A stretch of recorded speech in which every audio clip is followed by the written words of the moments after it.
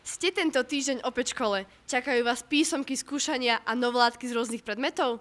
Žiaci tejto školy vo Svidníku však takýto nudný týždeň nemajú. Vítame vás, vážení hostia, chlebom a soľou. V týchto dňoch hostí Škola umeleckého priemyslu 18 študentov a 6 učiteľov z partnerských škôl z Grécka, Portugalska a Španielska v rámci projektu Erasmus+ s názvom Reportéri kultúrneho dedičstva bez hraníc. I think it is really important to get young people involved in Erasmus projects, especially in this project, because they enhance they developed collaborative and creative skills. I hope you enjoy it.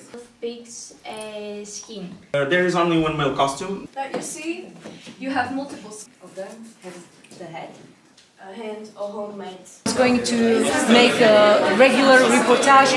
You remember that. Tento projekt nie je prvým Erasmus Plus projektom na našej škole.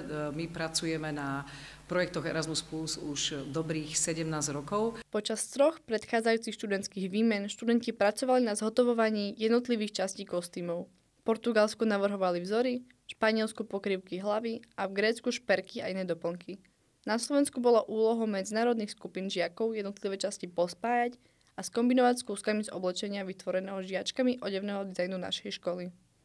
The project is very interesting. It's very creative, I would say.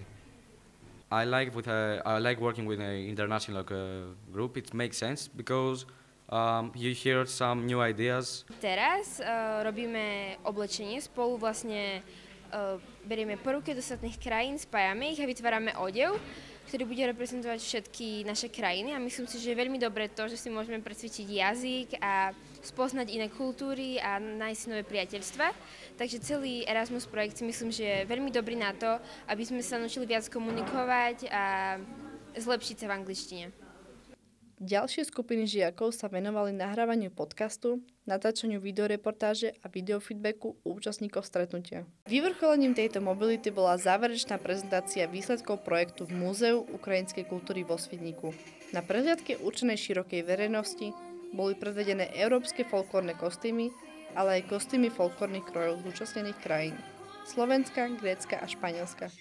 A súčasne sa premietali vytvorené reportáže. Celá prezentácia zanechala u divákov nezabudnutelný umelecký zážitok. A aká je tá najlepšia odmena za dobre vykonanú prácu? Spoločná oslava jedinečného programu Erasmus Plus a spojenie 4 krajín pri tanci a zábave, kedy zmiznú všetky rozdiely a zostanú len mladí ľudia bez hraníc. Spred Ukrajinského múzea vo Svidníku Viktória Prochyrová a Katarína Gulová.